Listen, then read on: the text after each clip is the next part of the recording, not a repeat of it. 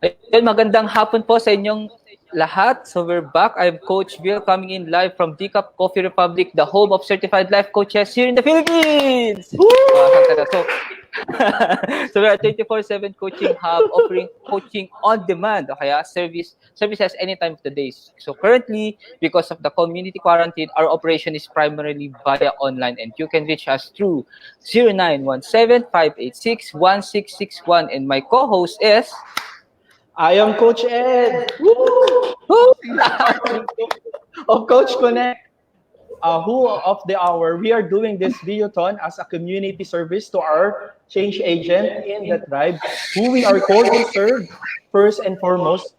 Presently, decap operations is limited to takeout and delivery service only, but online coaching is nonstop, and we continue to reach out to everyone, starting with the life coaches certified by the Global Institute for Coaches and for coaches and Entrepreneurs. entrepreneur. So alam ko na-excite Yes. na kayo kung sino yung interviewin natin. But first, let me run through lang.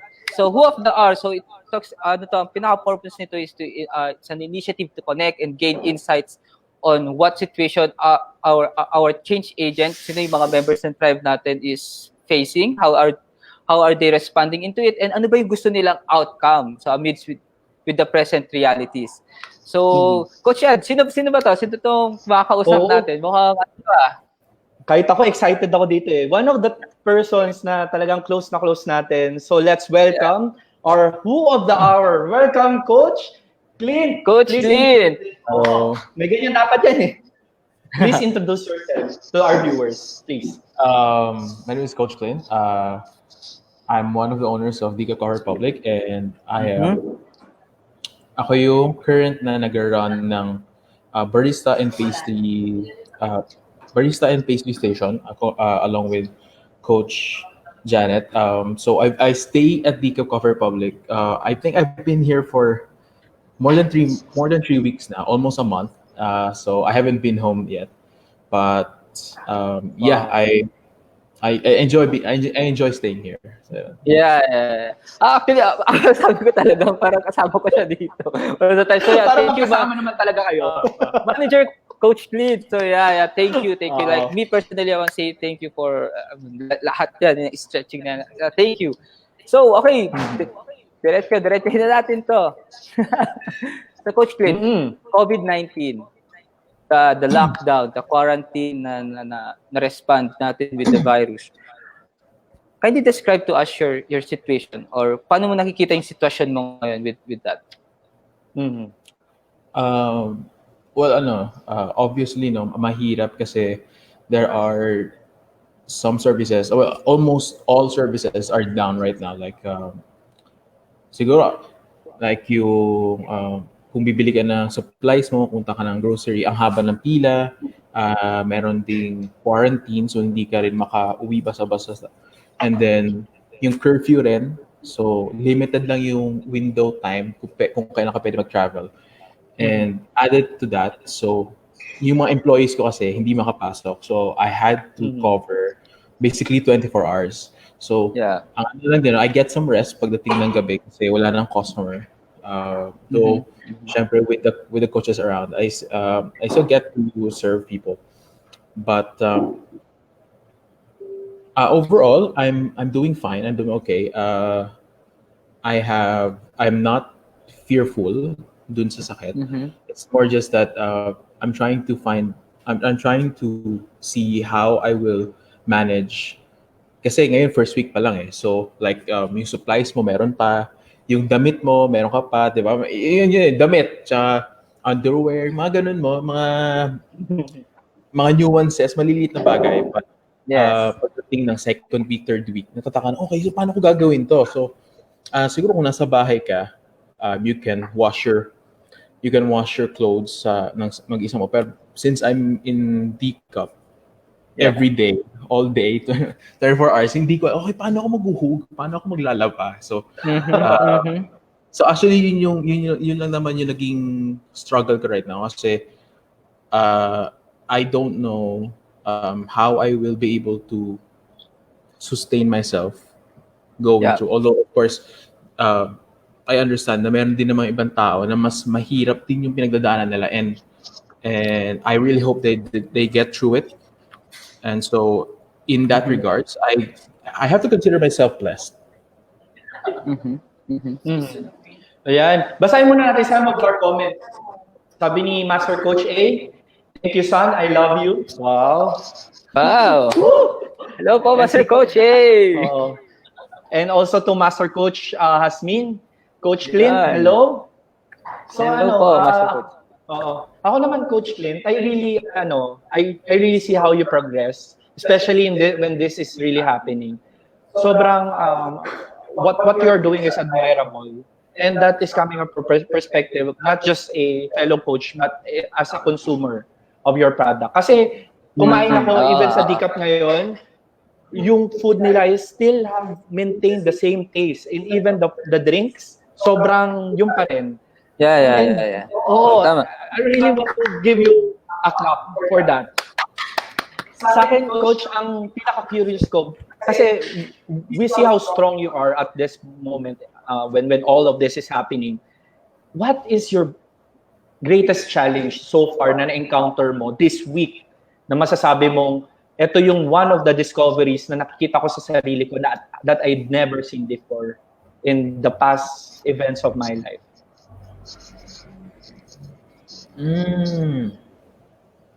Kahit this week lang. This week siguro is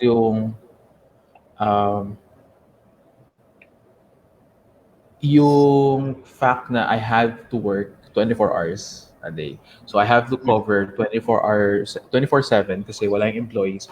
And so although before dun sa naunang D-Cup, there were times na I had to cover the whole day, 10 hours, 12 hours. So okay lang din, after that uuwi ka eh. Pero ngayon kasi I have to do everything. So masaya kung nandiyan si Janet. So matutulungan niya ako. But halimbawa kung nagpapahinga siya or tutulog siya, ako naman talaga I have to do, I have to double time, I have to, so right now naranasan ko ako yung gagawa ng drinks, ako gagawa ng food, tapos ako rin magkakaha. So I'm all around ako basically. So pero ano naman, masaya kasi it's a learning time for me. Time for me to learn, to become better and to understand the whole process of the company, and so that when the day comes, masasabi ko na kaya ko ipatakbo yan kahit mag-isa. Yun, so. Yeah. Kahit Actually, lang. before tayo mag-proceed, actually, as ako, ganun yung feel ko, Coach Ed, like me, hindi lang dahil life coach, co-life coach ito, like, but I really appreciate nga yun sa food. Gusto ko nga yung kalamansi with chia para ay mga kapipanda. Pero ayan, with that, basahin natin yung mga comments. I think para mas makita natin. So, Coach Hasmin Miroy, sabi niya, praying for the natural strength for you, Coach Clint. Yan, sabi. Thank you. And then we have another hashtag dito from Coach Giselle, hashtag bless. Hashtag bless. Ito na. So, from Coach A. Handa ka na ba dito? Master Coach A. So, I'm a proud mom here. Then, of course, hello, Ate Coach Blaze Gurialabel. So, saying hi to Coach A. Oo. Coach A, because, kasi nakikita natin your heart during this time. Gusto ko na maitanong, at this moment in time, how can our tribe can help and support you at this moment? Yung nakikita mong perspective, paano na namin ikaw masusuportahan in this situation at this moment? Siguro kasi more than the food and the drink, D-Cup exists to become a beacon of light to people, to become a hub. It's a safe place. It's a safe space for everyone. You can come here. Although, of course, if it is not a matter of life or death for you, huwag ka na pumunta. Stay at home na lang muna. So, for me, sa mga coaches can really help if they can really lead the charge dun sa pag-reach out sa mga tao na kailangan. So, it's more on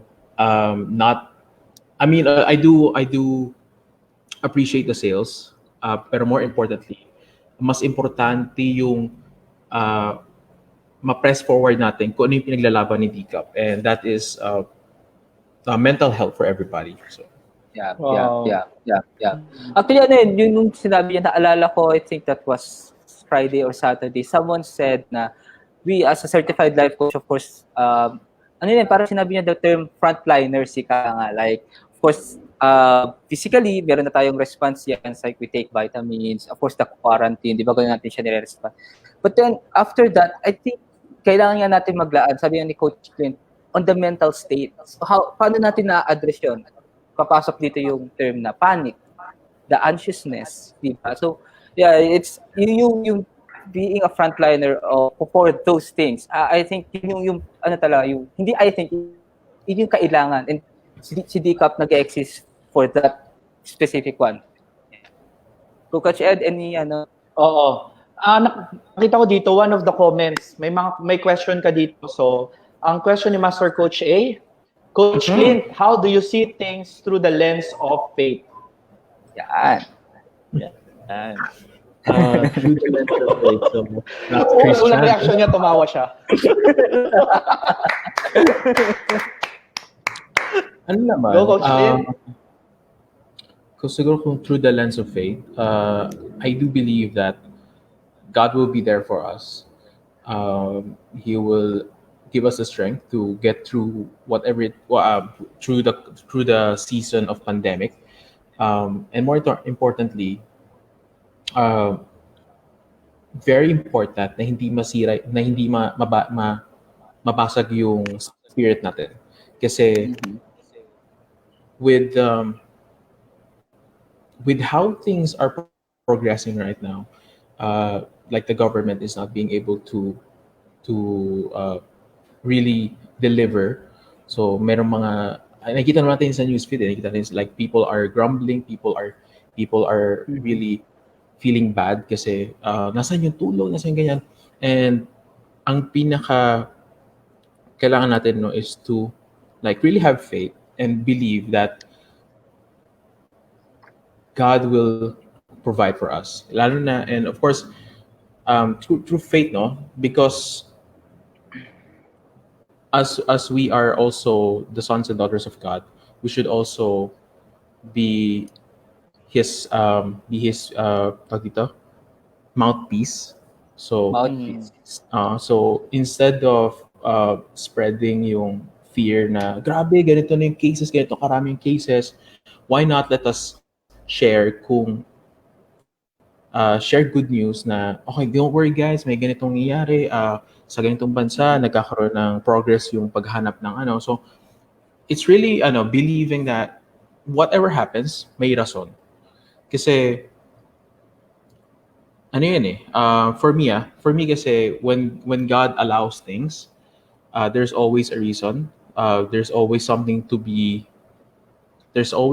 learn from the sickness. And of course, although I'm not saying na the pandemic is good, it's bad, of course. Pandemic yan, sakit yan. Pero you can always find something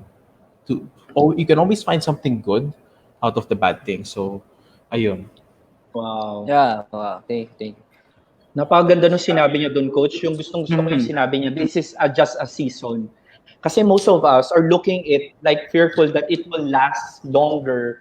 Minsan, yung people na nakakakita ng ganyan is like they're really needed or needing a life coach in their life right now. So, thank you for that question. We have a message din kay Coach Candy. I love you, brother, Coach Clint.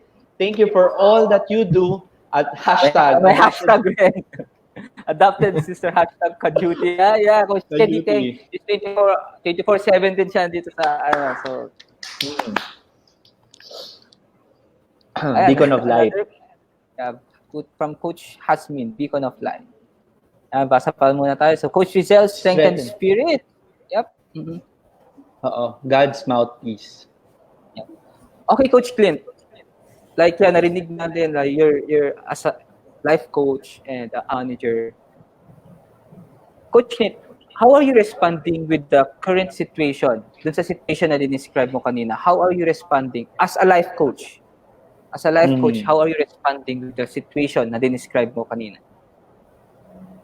Ayun, ako naman, um, with the things that are happening, so I really refrain from sharing yung mga post or sharing mga news na talaga nakaka-anxious sa mga tao, and yung like yung sinasabi nila na huwag kayong lalabas. So although yes, may mga public service announcements na dapat talaga natin sundin, no? For me, as a life coach, I understand that when you share kasi yung mga negative news, it feeds the flame. It feeds the fire. So mas lalo lumalaki yung kaban nila na hala, ganito na parami yung cases sa Pasig, tapos ganito, ganyan, ganyan, ganyan. So kada kita nila sa newsfeed, mas maano sila mas mapapaisip talaga sila, grabe ang hirap na pala ng ano. Although yes, may truth doon, pero it's better na do not fan the flames. Yun yung sa akin. So the way ako naman, so if you can't, kung di ka naman, kung with how things are with how things are going on right now, if there is nothing na you can do good, at least do not do something bad. Yun yung sa akin. Yun. Gusto ko yun. So, kung wala ka nang maitutulong, nagugulo ka pa. Oo. Yung Google Translate ko yun. Trying to stay, alam mo yun, tone down, pero basically yun. Kung wala ka na may tulong, huwag ka na makakala. So, yun. Thank you, Coach Ed. I'm doing that for you dahil mahal ka namin. Ang next naman na question dito is, coming from Coach Candy, what do you appreciate being a life coach and being part of the tribe? Good question. Ang ganda nito, no? Yeah.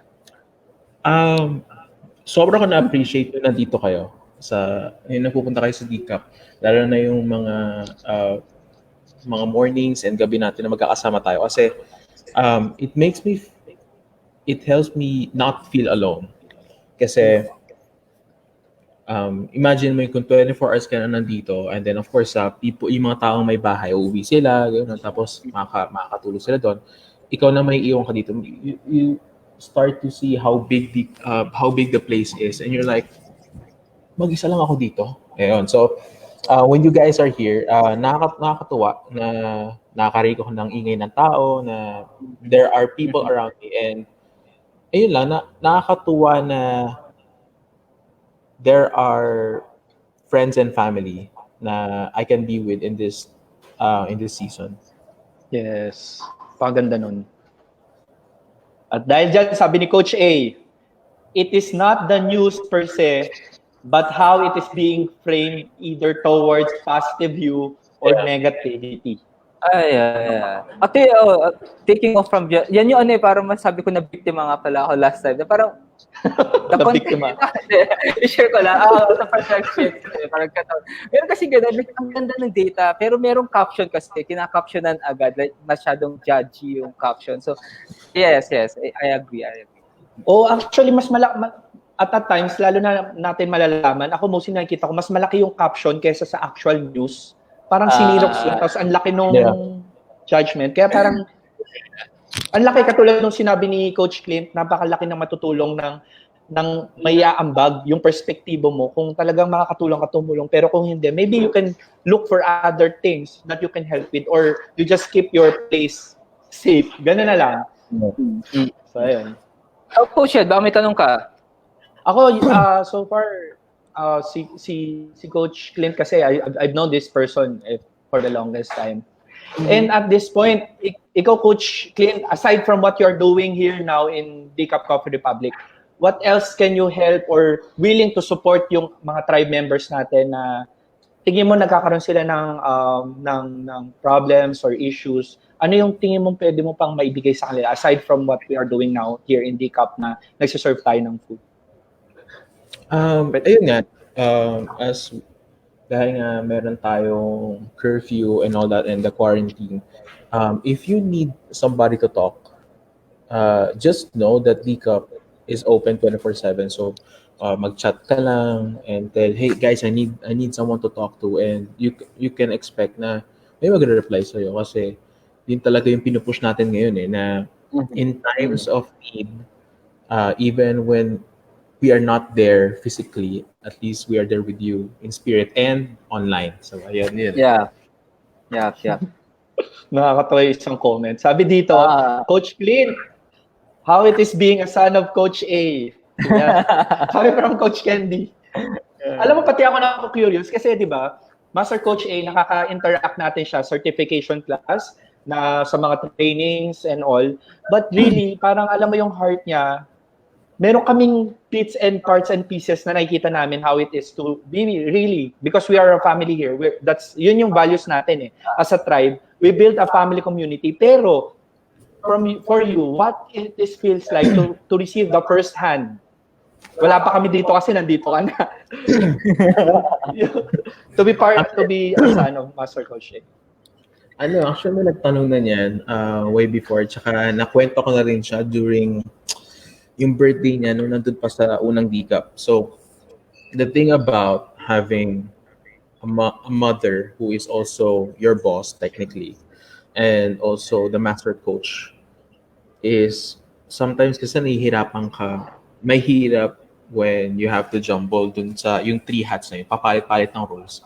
Like, halimbawa, kayong dalawa lang, tendency, magiging mother siya. Diba? Pero hindi mo alam halimbawa, nag-uusap lang kayo, tapos paglabas nyo ng pinto, biglang may nakaharap kayong coach, suddenly master coach na siya. So, iba na ulit yung paano siya sa atin. Kaya pagka business, naman, syempre, empleyado ka naman. So, yeah, you're also one of the co-owners. So, you have to respond accordingly. So, medyo complicated siya minsan. Pero, I guess I kind of got the hang of it na really being sensitive kung who are the people around and what is the current situation. So, naman siya, masaya naman. Medyo lang minsan. Minsan gusto mo ng nanay pero hindi siya nanay kasi siya, master coach siya. So yun. Or liga, kailangan mo ng mother kaso nasa business mode kayo. So boss siya. So ayan. Wow. Professionalism at its finest. Actually, at first time ko nga para ma-interview si Coach Shim Tagayta. So talagang sinusulit natin. May pahabol na question from Coach Candy Teng. How do you see things differently being a son of Coach A compared to if you are not? Like,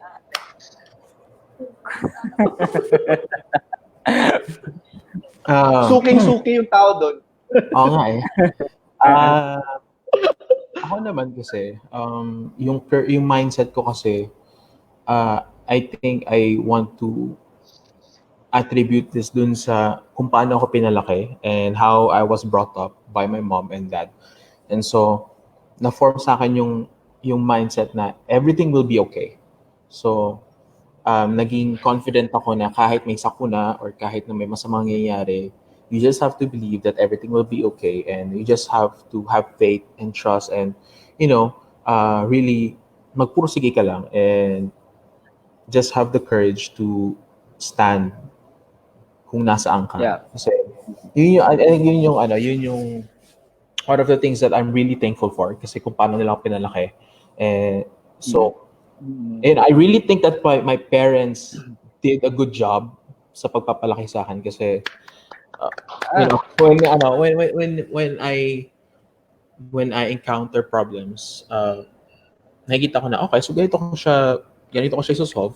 But when I look at other people with a similar problem, iba rin yung pagsagot nila. And it's like, talaga may ganun palang mindset. So, okay, masaya ako na ganito ako. So, ayun, siguro kung hindi ako anak, kung iba yung parents ko, things right now will probably be very, very different for me. So, maybe mas aggressive ako or maybe mas conservative. or mas shy, yung gano'n na I really all I can say is that I am happy with who I am today, of course. Pero syempre, I also strive na maging better. Mm. Mm.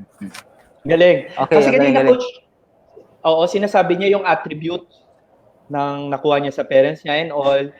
Coach, gusto ko lang malaman, can you give us one attribute of your father and one attribute of your mother, all right, at this very moment, and how does it serves you to the fullest? Yung alam mo yung pinakikinabangan mo siya each time, pwede mo kami bigyan tag-isa. Ito kasi Start ka. both, yung resourcefulness. Mhm. Yeah, so one of the things that I'm really that really make use almost every day is yung resourceful is being resourceful sa kung ano yung resource around me. So let's say kailangan kong there was this one time I was stuck in traffic. Umuulan yun, tapos wala akong masakyan. Then I thought, okay, anong gagawin ko? Di makakauwi. So I thought, nga no, merong mga restaurants. So nakitawag ako and then eventually they picked me up. Tapos isa pang attribute nila is yung I think the intelligence.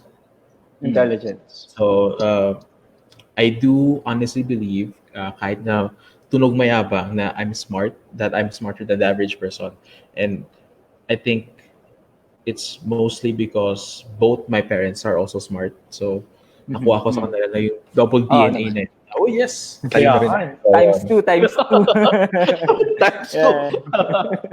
Okay, Coach Kitch, before yung final question ko, basahin muna natin yung comment. The attributes that I got from my parents, resourcefulness and intelligence. So meron tayo, yan, yung nakuha nating highlights from your answer. And then, before my final question, acknowledge na natin Coach Rizal, a message. Very inspiring, Coach Clint. Coach Thank Clint. you. So, yan, Thank you. Coach Rizal is kasama ni Coach No. Clint din siya dito sa DCAP. Operations managers of DCAP. Yeah. Coach Clint, 30 days from now, wala nang COVID-19. What would be the first action or activity na gusto mong gawin? Uuwi ako. Uuwi ka. Uuwi ako. Kasi Pag uwi mo, anong una mong gagawin? Coach Clint, pag uwi ko, Anong higa unang ako sa gagawin? kama. Higa sa kama, syempre. Okay. Syempre, magmamano muna. So, magmamano sa parents and then higa ako sa kama. Tapos nanamnamin ko yung kama ko kasi yung kutsyon talaga malambot eh. So, kasi tulog ako sa couch, mga ganun. Pero, I don't know, gusto ko talaga makauwi kasi I haven't been home for more than 3 weeks na. Mag-go 1 month na ako dito. So. Wow. Coach Ted. Ayun, sa akin, it's really ako, what I have learned dito sa interview natin kay Coach Clint is everything has its final goal. We are imparted by different season with different people around us that we can treasure, that we can share with, for us to never feel like we are alone. Kaya napaka-importante that yung physical distancing lang, yung katulad sinasabi mo, but we never isolate ourselves in this situation. Kaya yun. So, before we wrap up and before we do the usual thing that we do, gusto ko munang i-take tong time na to declare blessings to the land at saka sa blessing to all the people who's listening, to the viewers, na alam ko guys that if you are watching this and if you think someone can be blessed as well sa napakagandang usapan to, please share it to those people na so they cannot feel that they are alone as well. So yun lang sa akin. Thank you Coach Clint. Thank you. Okay, of course, nabanggit mo kasi kanina yung social distancing. Kaya alam mo na, Coach Clint, yung final. Of course, yung gawin na natin yung kinakahita. Alam ko, excited si Coach Clint dito, ang Love Bomb Boom. Paborito niya to. I think hindi na nga natin kailangan mag-practice eh. alam ko. Practice mo natin. So, Love Bomb Boom! Sabay. 1, 2, 3, go! Love Bomb Boom! Okay. Alright. Thank you, Coach Clint. Thank you, Coach Clint.